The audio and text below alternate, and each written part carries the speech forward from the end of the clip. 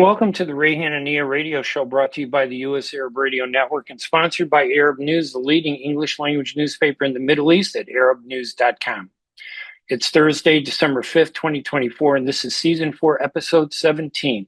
This week here on the Ray Hanania Radio Show, we discuss the impact of the Abandon Biden movement and the Uncommitted National Movement on their influence on the presidential election and on empowering Arabs and Muslims to run for political office throughout the country.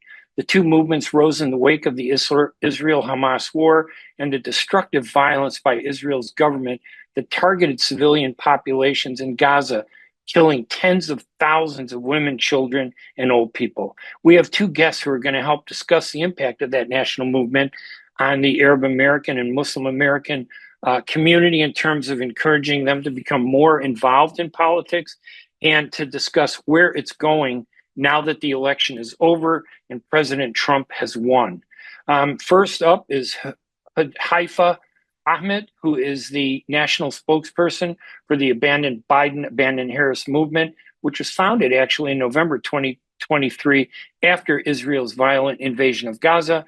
And then next, we will talk with Farah, who is a Michigan resident and activist involved in the Abandon Biden, AbandonHarris movement, and as co-chair in Michigan of that organization. Farah is an IT professional.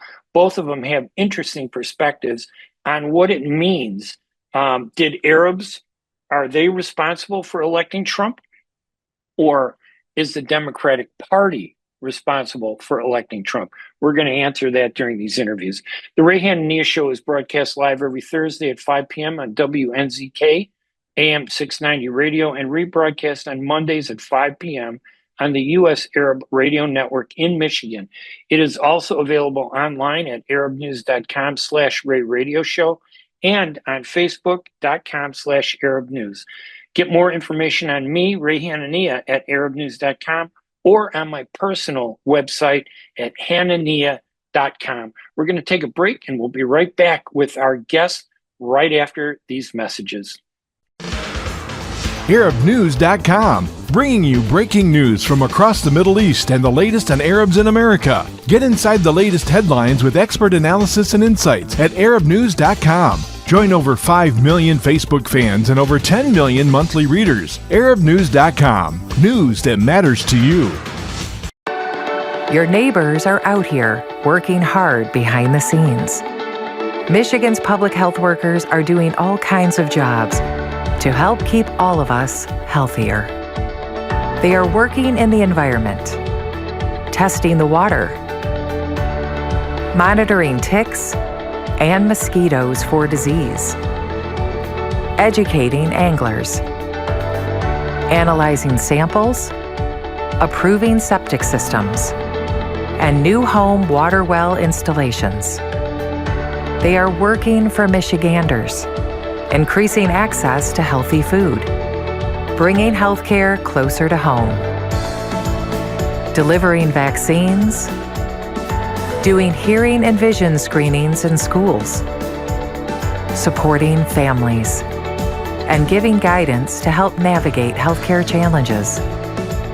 They are working in the community, licensing tattoo parlors, checking for food safety, safeguarding vital records, preparing for emergencies, and providing help during a crisis. Michigan's local and state public health team does more than help prevent disease. They are helping to protect all of us across the state throughout our lifetime to help us live healthier lives.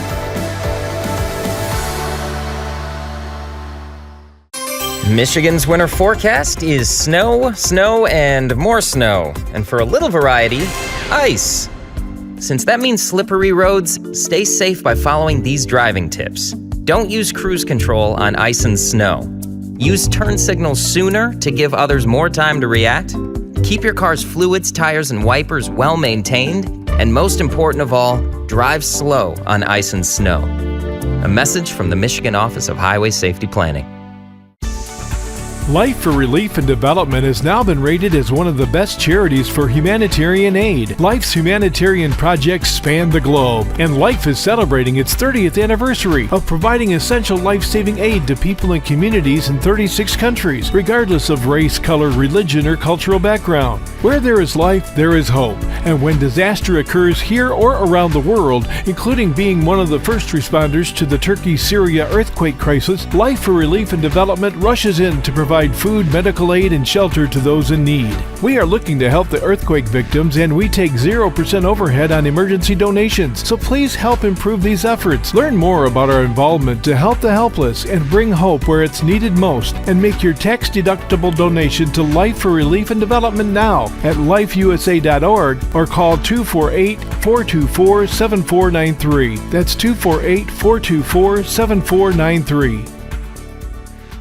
And now we want to welcome my first guest, Hudhayfah Ahmad, who is the national spokesman for the AbandonHarris movement that was founded in November 2023 after Israel's violent invasion of Gaza. Hudhayfah, how are you? Thank you so much for joining us today. I'm doing well. Thank you for having me. The AbandonHarris movement, in my opinion, was so significant, and yet it was marginalized by the mainstream media and even by a lot of politicians. How significant, in your view, what is the achievement of what the AbandonHarris movement achieved? And what was the real goal? Was it to elect Trump, or was it to teach the Democrats that they need to embrace Arabs? How would you describe all of that? So that's a very good question. To start from the very beginning, we are dealing with a Muslim American community that has voted straight Democrat for more than 2 decades. We're talking around 22 years of voting straight Democrat in every election, whether it be the midterms or the main presidential elections. And so with the Israeli assault on Gaza, our goal was to get the Muslim American and Arab American communities to abandon the Democratic Party. And so in doing that, we would let the Democrats know that we have red lines and we are going to enforce those red lines. In the very beginning, we were mocked, we were ridiculed, and we were painted as provocateurs or people who were insensitive because Trump is on the horizon and you guys are going to be helping Trump. However, we decided early on that we were not going to engage in discussions where we would be talking about what we're not. We are not pro-Trump. We're not we're not this, we're not that. We're going to say exactly what we are, which is we are a people who are abhorred by the genocide that is funded and backed and enabled by our elected officials using our tax dollars. The message was very simple. And so the goal was to show them that we have red lines and we are going to enforce those red lines, even if the person on the other side is Donald Trump, a man who we've been very familiar with and we have been victims of, and we've been on the receiving end of a lot of his very radical policies that took place in the 4 years he was in office. And so the mainstream media didn't necessarily cover us because I believe they felt that, just ignore them, they'll go away. However, we made it very clear, November 1st, 2023, what was our goal?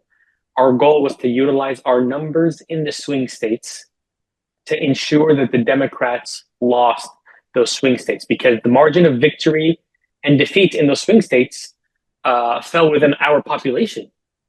Did it start out as an effort to get them to lose, or did it start out as an effort to get them to respect and engage the community, right? I mean, I'm sure you didn't want to destroy the Democratic Party or the candidate. You wanted them to respect the community, correct?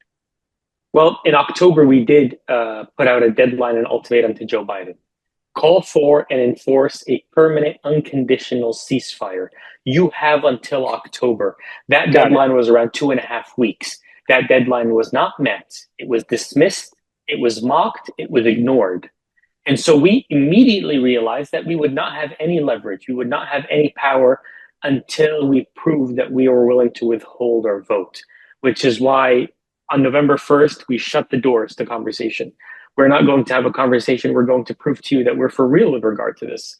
And we started out with the swing states because our numbers in the swing states could ensure the vote would swing left or right. It would ensure who would win or who would lose. And so when Joe Biden stepped down and decided not to seek re-election, we extended a 4-week deadline to Kamala Harris. Clearly distance yourself from Joe Biden's monstrous foreign policy. Prove that you're different in your rhetoric, in your approach. Call for and pressure the Biden administration for an unconditional permanent ceasefire. Break away from Biden, just like Humphreys broke away from LBJ publicly. There's a precedent that's been set. And 4 weeks passed by. That deadline was also ignored. As a matter of fact, by that time, we had gained a lot of steam, and a couple of reporters had taken our press release on July 21st and approached the Harris campaign for comment, and they said we got nothing in return.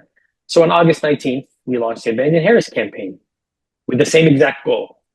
We are going to pull the Muslim American and Arab American votes in the swing states away from the Democratic Party. And so we worked on that. And come election day, the Democrats lost every single swing state. And a lot of people said, well, you know, the Muslim vote didn't really matter because it was a drubbing. Actually, if we're looking at the most recent counts, as of yesterday, Trump's margin of victory was around 1.5%. As all the votes are counting in, if you count the difference in votes in Michigan, Wisconsin, Pennsylvania, Georgia, Arizona, North Carolina, all of those numbers, the margin of victory that Trump achieved was within the margin of the population of the Muslim American community. That's not even me counting the Arab American community or our allies that we worked with and gained along the way in those 12 months of working. And so I would say, yeah, our goal was successful. We managed to rally the Muslim American community to abandon lesser evil voting, to abandon the Democratic Party. And the next step will be to consolidate our electoral power, our numbers, our presence, and our votes towards actual, meaningful, substantial change, not just overseas, but here domestically as well. So, in other words, you do believe then that the Abandon Biden, Abandon Harris movement actually resulted in Harris's defeat to Trump? Yes, and I've only seen 2 media outlets speak on it. Ironically, they're on opposite sides of the spectrum. One is Fox News and the other was the New York Times. Right. And when I look at the numbers, I was under the impression that, they can't blame us as an Arab and Muslim community for electing Trump. We were significant in you were the first movement to stand up to Biden. Nobody else stood up to Biden, but you opened the door to something that I think spread. And do you look at it that way, or do you really think that, wow, had Biden or Harris agreed to your terms, are you saying that you think that she might have won? Yes. We were the first ones to stand up to Joe Biden before anyone else did. As a matter of fact, after his June debate with Donald Trump, which was disastrous, a lot of people started jumping on the Abandon Biden bandwagon, but for a very different reason. We had been calling on people to abandon Biden because of his funding, enabling, and backing a genocide. Other people were just jumping on the Abandon Biden bandwagon because they didn't feel like he could beat Trump. And so we didn't count on those people necessarily because we didn't see them as consistent and reliable allies. And sure enough, once Biden stepped down and was replaced with Harris, immediately the same rhetoric came out. Vote for Harris and then hold her accountable. We need to prevent the greatest evil that is. We need to do A, B. It's like there's a genocide going on. And no one's talking about the ramifications of what happens if a party is allowed to commit a genocide and win re-election. There's a clear and present danger that exists that people were not talking about. And I do believe 5 years down the line, 10 years down the line, we're going to look back at that election. We're going to say that the Muslim American and Arab American community actually saved this nation from what would have been a catastrophic, cataclysmic catastrophe had a party enacted genocide, funded a genocide, backed genocide, oversaw a genocide, and won re-election. So the balance, in other words, when people say, oh, you elected Trump, the counter is, well, we prevented somebody that empowered Israel's genocide from being worse. Because had Harris won, is there any doubt in your mind, given the way she kind of brushed aside Arab and Muslim demands, and not just Arab and Muslims, but others that supported our view about stopping Israel's genocide, that it would have empowered her to do even more for Israel? It would have empowered her to not just ignore the Muslim and Arab American community fully, but would have empowered her to continue moving the Democratic Party to the right, meaning the Republican Party in turn doesn't want to be outflanked on the right, so it becomes more vicious. And as a whole, society gets more and more and more vicious. We're already there as it is right now. Yeah. A lot of the red lines that people had 10 or 12 years ago no longer exist. Mitt Romney in the 2012 election, and you're aware of this, was spoken about as the greatest evil, that if he wins, this country is going to go down a dark path. Fast forward to today, we have an op-ed in the New York Times by Aaron Sorkin saying, hey, why don't the Democrats nominate Mitt Romney in a show of solidarity and unity? Right. The trajectory that we've been on the past 12 years, the past 14 years, has been quite frankly frightening to anyone who's been paying attention. Yeah. So in a way, you're basically saying that had Harris won, it would have been worse from our standpoint of an Arab and Muslim agenda regarding Gaza. That Israel would have been even more empowered because she stood up to us. And had she won, it would have been like basically, okay. With Trump, it sounds like, okay, we knew where he was at, but we still have an opportunity now to confront him, don't we, as a community? We do, but I want to also point out that there's an interesting shift that took place once Trump won election, which is Antony Blinken, the past 14, 15 months, has done some of the most outlandish, brutal, law-breaking maneuvers we have seen. There are reports coming out that he has directed Israel to strike humanitarian aid convoys in Gaza. He has hid reports that were given to him about Israel purposely starving civilians. He has done all of this, and it hasn't really been talked about much. Trump wins the election, and it comes out that he's going to appoint Marco Rubio as Secretary of State, and immediately people start saying, did you hear what Marco Rubio said about Palestinians? All of a sudden, there's now a spotlight on the person who is Secretary of State. What they're going to say and what they're going to do and how they're going to behave is going to be front page every single day. So basically, we have a situation. Marco Rubio and Antony Blinken have the same stance with regard to Israel. However, one got completely ignored. One got put on a pedestal and talked about as if he was a model of how decorum and civility is. And the other is being talked about for the savage and brutal rhetoric that he has. Both of them are exactly the same.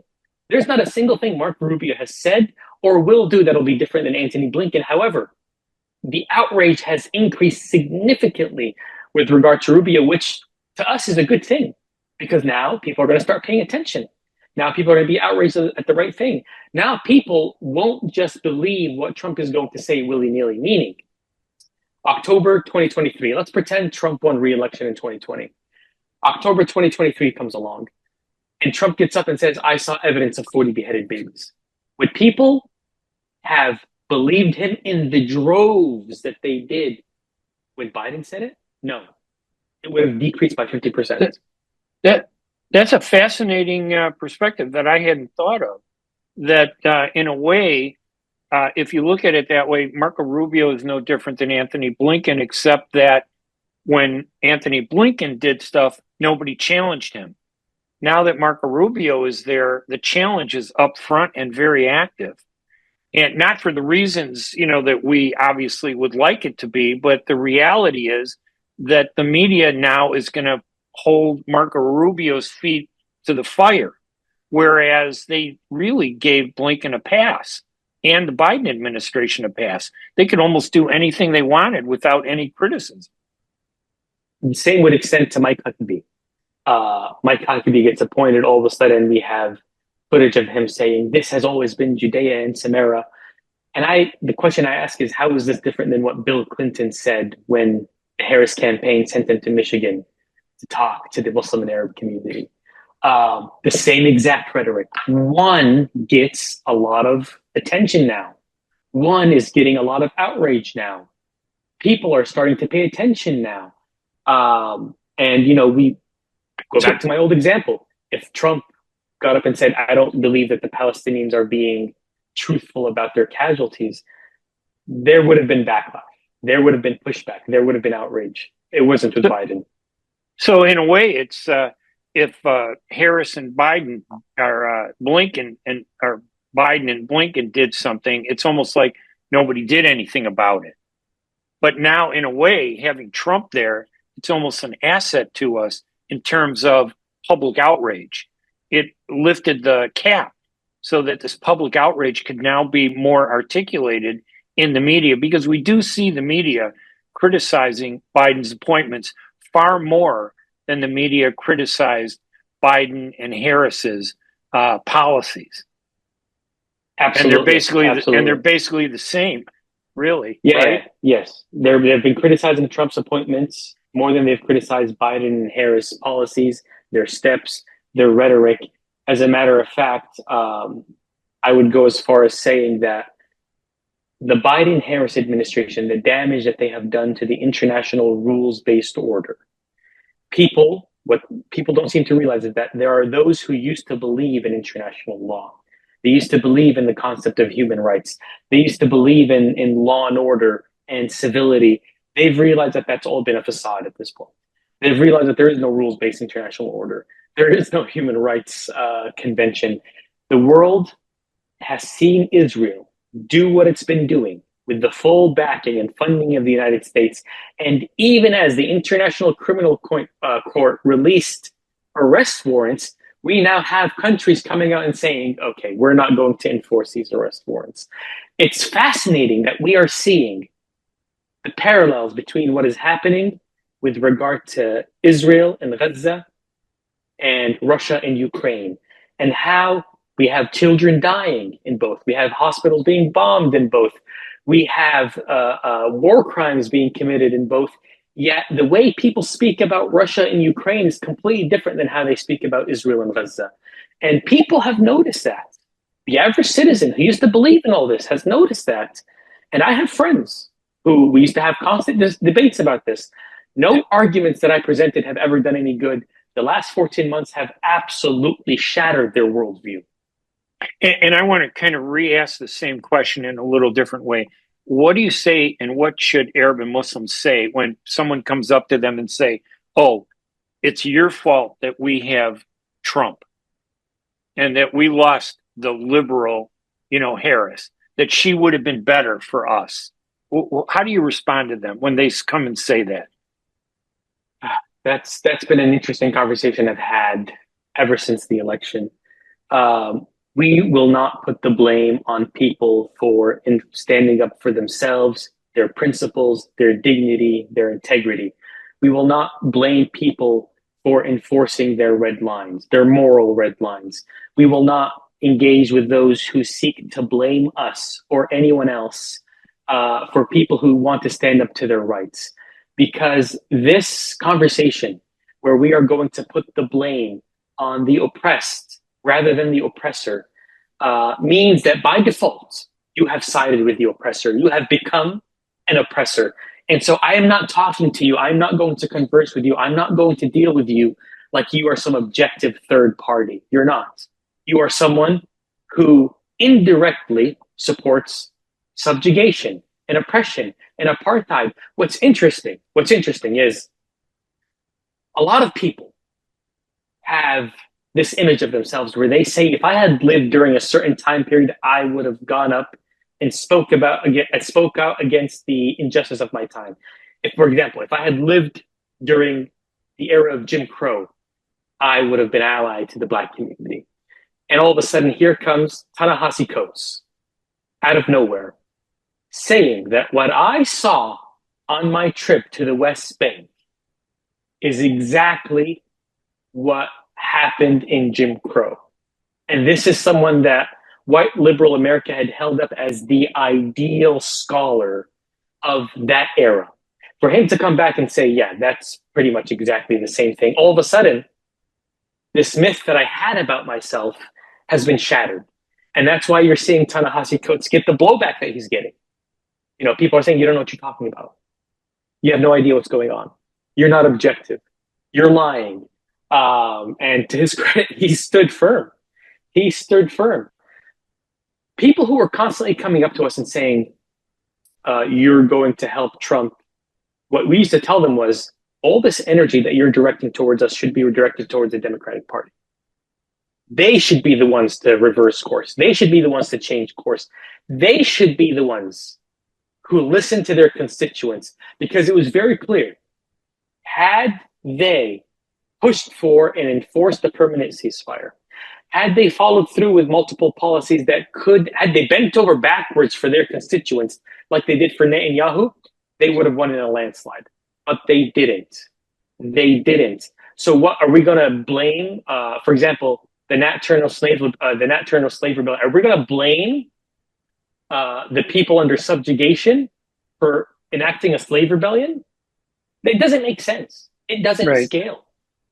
So now we only got a couple minutes left, but two questions. One, what do you expect that is going to be the role? Is there a future role for the Abandon Biden, Abandon Harris movement? Are they thinking in terms of staying together and engaging in politics? Has there been some discussion in terms of which way you're going to go? So immediately after the election, I told everyone to just take a break. We've been working for 14 months. A lot of you haven't been able to spend adequate time with your families. Take a break. Catch your breath. Spend time with your families in Thanksgiving. Spend time with your families on Christmas. We'll regather in January, but this momentum will keep going on. For the past 22 years, there's been institutions within the Muslim American community that have positioned themselves as representatives of the Muslim American community, and they utilize that to get positions within Homeland Security, within the Democratic Party itself. And what happened is it evolved into them being representatives of the Democratic Party to the Muslim American community. And they were utilizing the Muslim American community to continue these gains.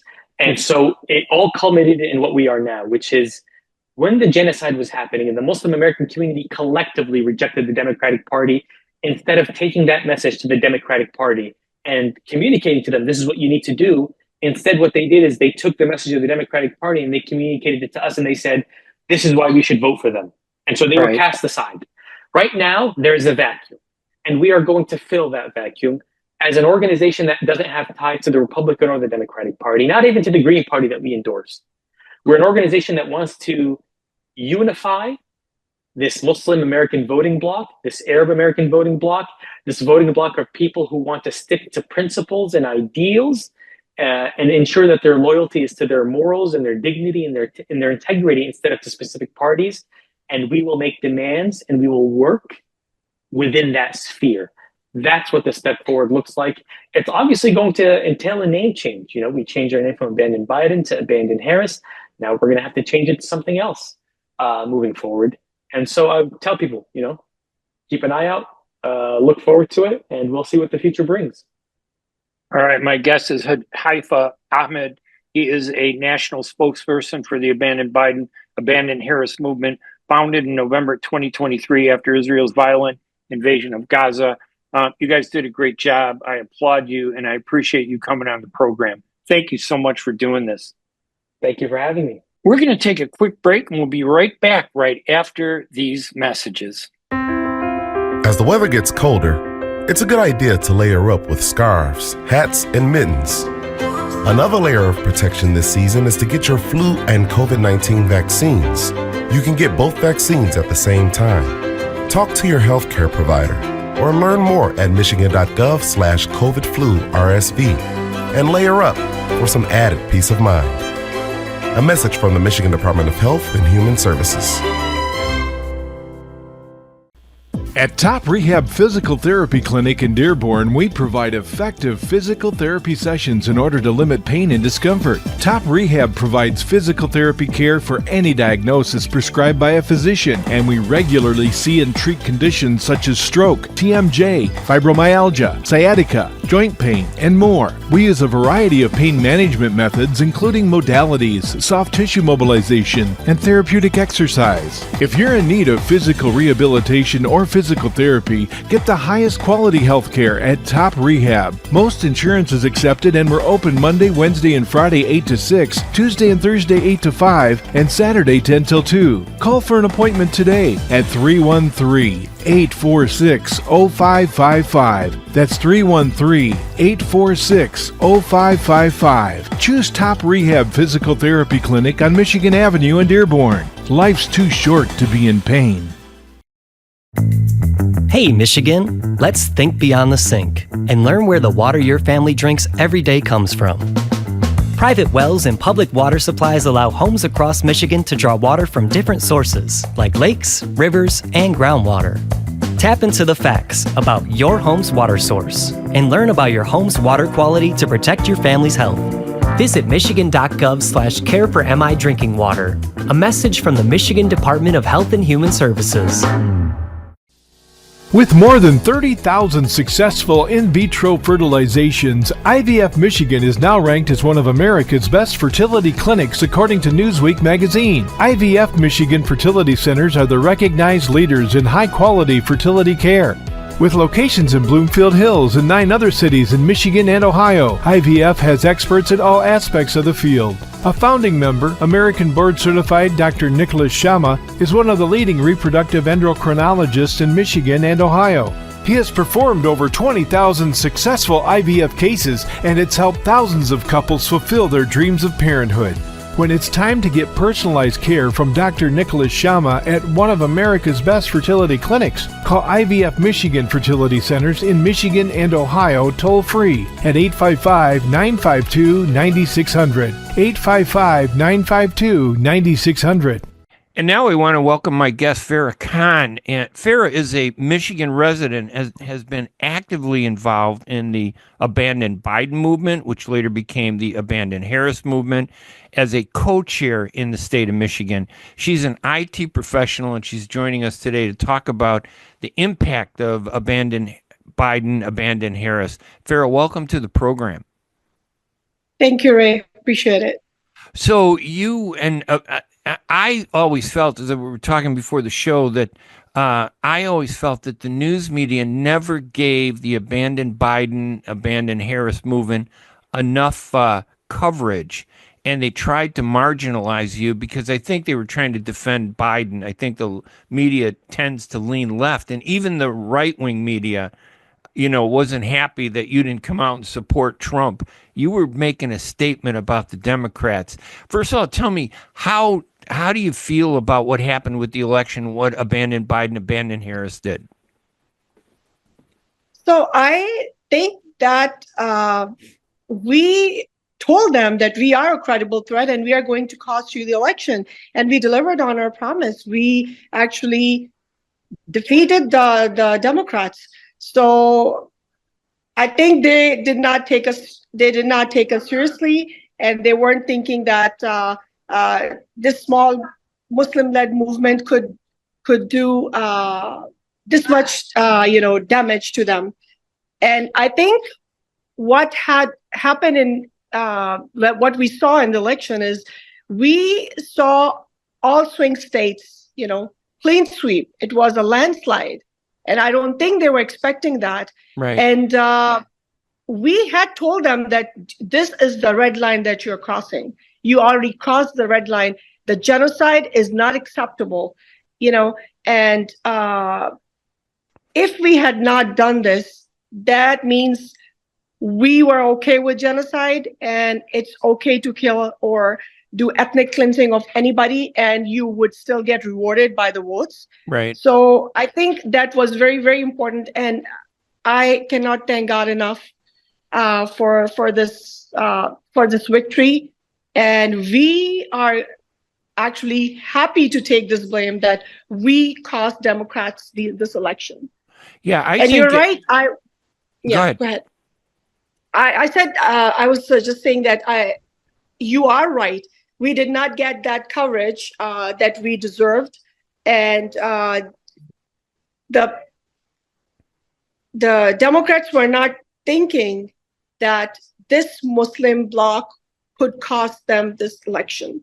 Right. It was, very badly miscalculated prospect on their part, which actually did cost them the election.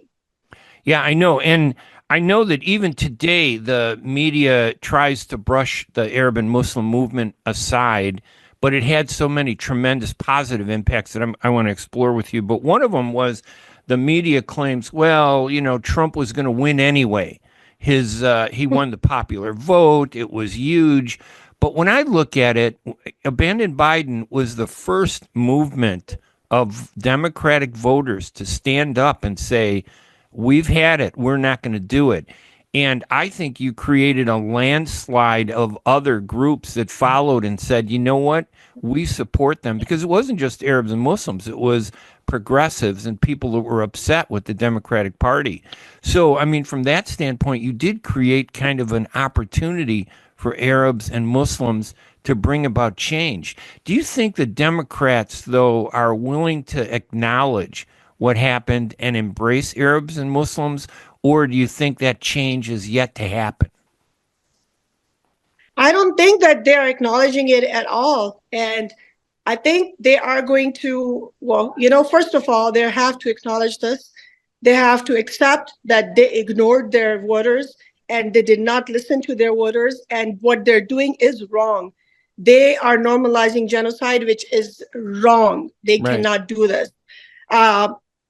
The first step of fixing the problem is acknowledging it. It's accepting it. They're not accepting it, so I don't think they're there yet. They still have to do a lot of work, and I think they have lost these Muslims. You see, it was just not the Trump administration, the Trump, the Republicans. They won because there was a part of Muslim bloc voters that voted for them because it was a protest vote. Right. They wanted Harris to lose so bad, or they did not want to lose it they did not want it to leave it a chance for her to win. That's why they voted for Trump. And then there was another group that actually went out and endorsed Trump because Trump had come out to them, listened to them, and promised them that he is going to bring peace. Right. He is going to stop the war in Middle East. So I think both of those things, they played a role in Trump's victory. I, as AbandonHarris, Abandon Biden movement, we were only focused on defeating Harris. Right. We were not supporting Trump at all at that time. We are still not supporting him. Right. Not until we see what he promised, because these promises are often made during the time of the election. Right. And then these are easily forgotten after, they take the office. So I am still very skeptical. And like I said before, that we understand the consequences of defeating the Democrats. We understand it could end up in a Trump presidency.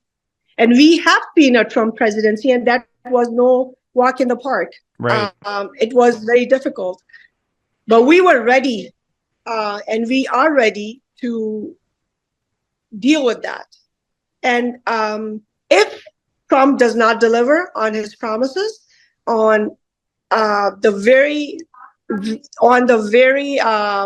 problem, on the very issue that costed Democrats this election, if he does not deliver, then you know what? We're not going anywhere. We have done this once, we'll do it again.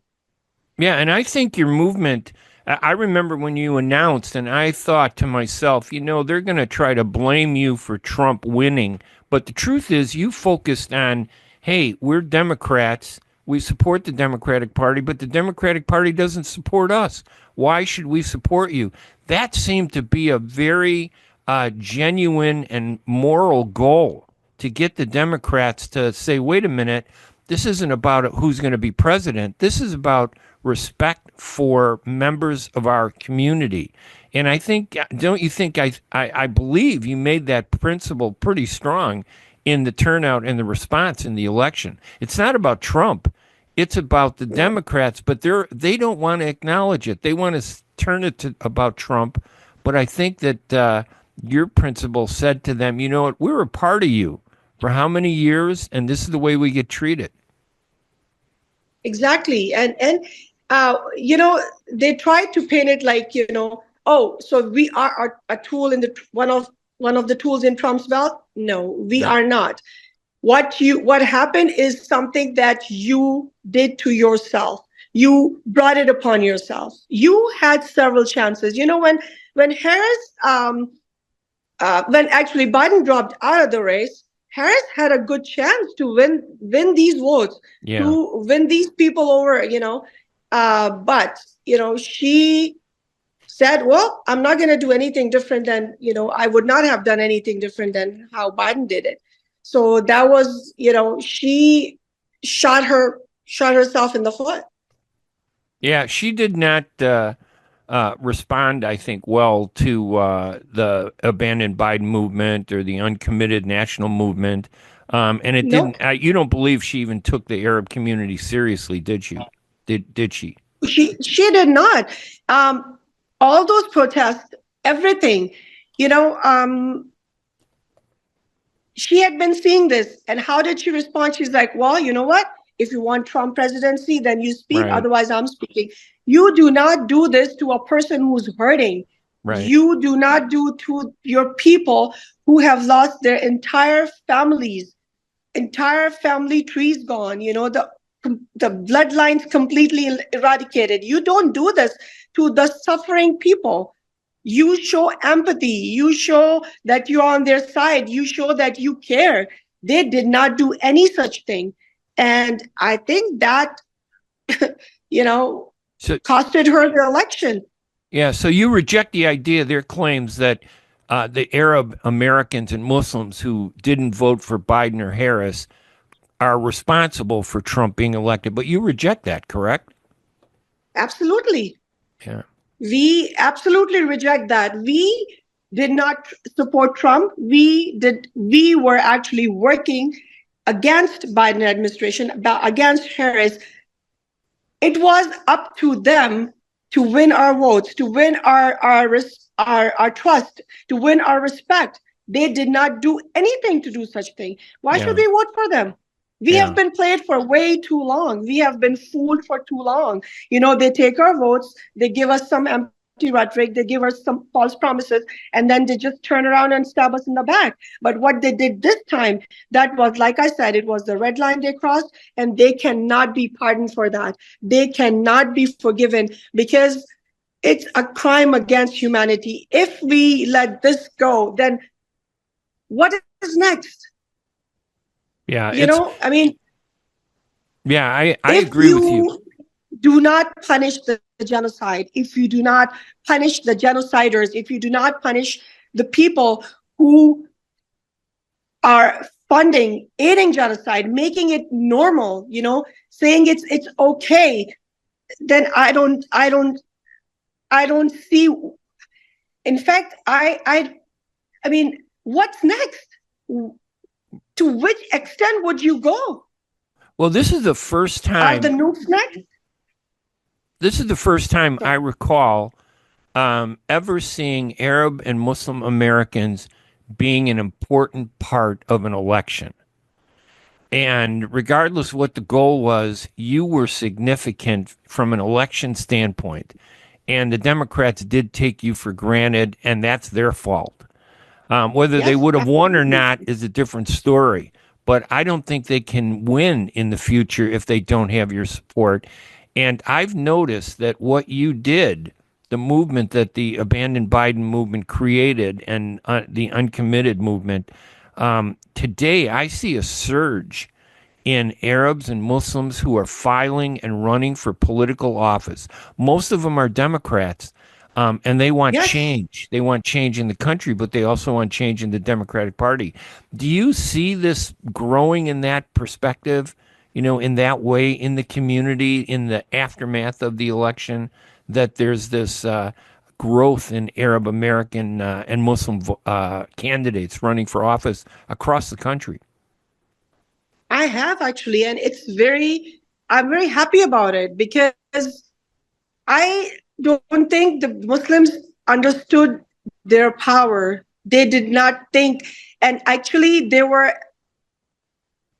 told that you are very insignificant. You guys don't have the power. Yeah, they were told they're unelectable all the time. You cannot make any difference, in the political landscape. And this genocide the only thing that came out, the only good thing that came out of this is it has united the people across the country, not just Muslims. We had so many other people working alongside us.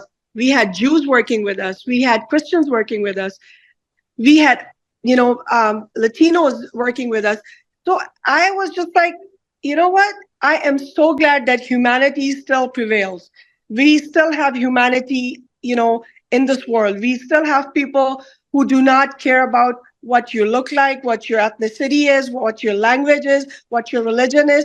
We are all, standing together, standing united against a crime that's been committed against the humanity.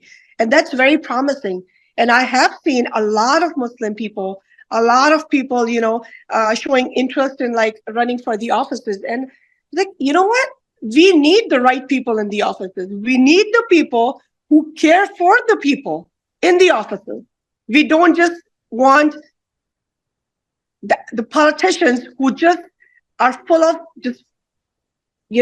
I don't want to say a bad word, but they're full of just... Right. I know what you mean. False promises.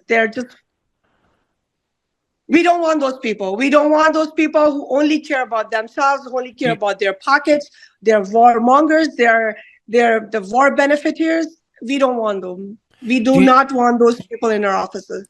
Have you seen any indications that maybe the leadership of the Democratic Party, which is changing in the wake of this embarrassing defeat for them? This is embarrassing for the Democratic Party. Trump not only beat them, he won the popular vote. And he talked about the issues and everything, and they failed. As you point out, their promise. I remember Biden did his partnership with the Arab community. It didn't amount to anything. And then he appointed 24 people, Arabs and Muslims, to office in the State Department and the White House. It had no impact on our community. They weren't even allowed to talk and do interviews. Do you think that the Democrats have learned or will learn the lesson of this election and taking a constituency for granted the way they did Arab and Muslims? I have not seen it, Ray, and I really hope that they look into it, they learn from their mistakes, and they rethink how to treat their constituents, how to treat their people, and become the Democratic Party that they say they are. Work for the people, work with the people, not against the people. What do you think the Democratic organization needs to do? I know that Jim Zogby is going to run for a position as vice chair of the DNC, but it's more than that too. I mean, what do Arabs and Muslims need to do to change? I mean, the movement isn't over, correct? Right? I mean, it's still going. You want to change the Democratic Party. What needs to be done to change the Democratic Party, and what should the Democrats do to ensure that this doesn't happen again? It's entirely, I don't think, Ray, we have to do anything. We do not want to do anything. it's the Democratic Party who has to restructure itself, who has to rethink their policies, who has to work harder to earn the trust of the people. Because what they have done this election, this past year, I don't think that it's going to take them a very long time to earn the trust back. And so I don't think that we have to do anything. We are still going. And I have said it to someone else, another reporter. They were asking about the Trump administration. And I said, well, you know what?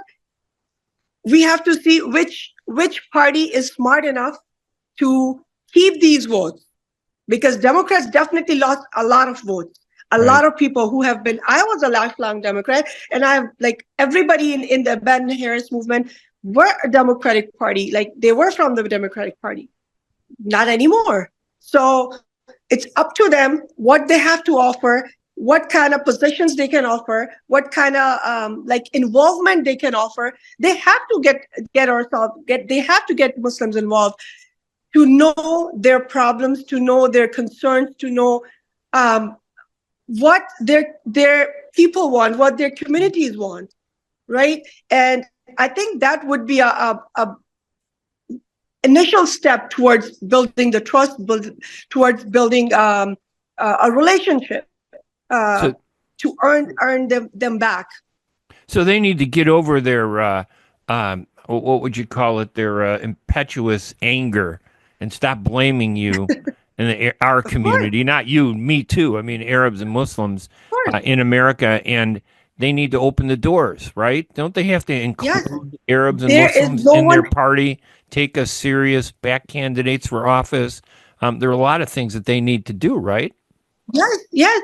There is no one else to blame but the Democratic Party itself. And you know what? Just before election, I don't know if you heard about it, but there was a Democratic candidate, congressional candidate, Ahmad Ghanim. He was from, I forgot, it was either District 11 but he got an invitation. Yes, from in Michigan. The Democratic Party. Yes. Yeah. And he went through the proper process of the security, of the, wedding and everything. And he went in. It was a Harris rally. Right. They came up to him and they kicked him out of this rally. Yeah. And he said, I am in my district. It was his district where he got 13,000 votes. It was in Royal Oak. He says, I ran from this district and they kicked him out. And he said, what did I do? How did you know it was me? And they said, well, you know what, sir? This conversation is over. The Secret Service took him out and the police car was standing outside. The two policemen said, sir, either you leave or we're going to put you in the back of our car. Yeah, I remember if this is how you're going to treat your congressional candidates. Yeah. What kind of message are you sending to your voters? Yeah. The Democrats, I don't think I would ever want to vote for them. Yeah. If this is how they're going to treat. The Democrats really messed up, I think, in this election. Just a final few minutes we have here. What's next for Abandon Biden as a movement? Does it just disappear or does it reform? I mean, is there discussions about how to stay together? Because you had such a formidable group of voters. You brought a lot of people together. It may not have gotten attention in the mainstream media, but in the Arab American community and the Muslim American community and even the progressive movement, people were talking about what you were doing. What's the next step, do you think? So, Ray, AbandonHarris cannot go on because obviously we have achieved the goal. We delivered on AbandonHarris. We abandoned them. We got them out of the office. So the next steps are we have to see what comes post January 20th. And then we definitely have to rebrand. Right. But, the war is still going on. The genocide is still going on. So we have a lot of work to do. It's not going to stop. And I think this is a seed we planted.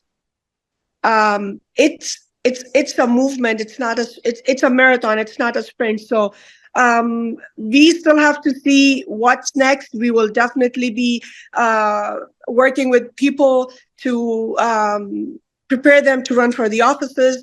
We have to get people involved, get them prepared to run for the offices at the city level, state level, and obviously at the federal level. So all of these things are in works, and we will rebrand and we'll announce what's next, what will be the name of the movement going forward. And absolutely, we have lots of work to do. We will not be stopping. All right. And you did do that when Biden dropped out, decided not to run for re-election. When people realized how inept he was, you changed your name. So I assume that you're going to adapt and move forward in a way to help Arab American candidates and stand up for what's right.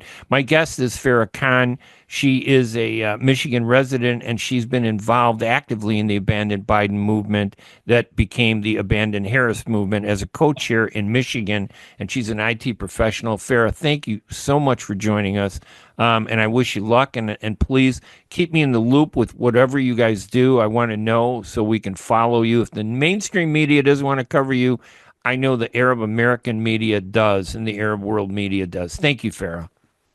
Thank you so much, Ray. It's an honor and always a pleasure talking to you. Thank you, Ray. We're going to take a quick break, and we'll be right back right after these messages. ArabNews.com, bringing you breaking news from across the Middle East and the latest on Arabs in America. Get inside the latest headlines with expert analysis and insights at ArabNews.com. Join over 5 million Facebook fans and over 10 million monthly readers. ArabNews.com, news that matters to you. Get ready for an amazing experience at Ishtar Restaurant on 15 Mile Road in Sterling Heights. Enjoy excellent hospitality from owners Ali Al-Baghdadi and Fatty Bonham, serving the best in Mediterranean food. Try Chef Ali Al-Baghdadi's famous shawarma, the best Iraqi grills and food, and the best Arabic and international dishes. Dine in our authentic atmosphere or take out. Call 586-698-2585 or check us out on Facebook. Ishtar Restaurant practices all CDC guidelines and is open every day 11 a.m. to 10 p.m. Have an amazing experience today at Ishtar Restaurant, 3625 15 Mile Road, Sterling Heights. Are you going to start a restaurant or a grocery store soon? Do you need floor plans and designs? Call Naji Abood at 734-744-9796. Do you want to buy kitchen and restaurant equipment at discount prices? Call Naji Abood now, 734-744-9796. New Concept Products and Design, the trademark of kitchen equipment. 5% discount on all purchases of $75,000 or more. New Concept Products and Design, new location, 31185 Schoolcraft in Livonia. Learn more at www.newconceptproducts.com. Call Naji Abood, 734-744-9796. Ziyad brand.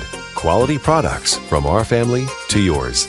Ziyad Brothers Importing offers the finest quality products, including brands like Sultan, Kraft, Nestle, Hook, Rico Picon, Donna, and many more. Ask your retailer to carry these fine products because you deserve the very best. For more information, visit our website at www.ziyad.com. That's www.ziyad.com. Ziyad, quality products from our family to yours. Thank you for listening to the Ray Hanania Radio Show, brought to you by the U.S. Arab Radio Network and sponsored by Arab News, the leading English language newspaper in the Middle East at ArabNews.com. This Thursday, December 5th, is our second to the last program this week.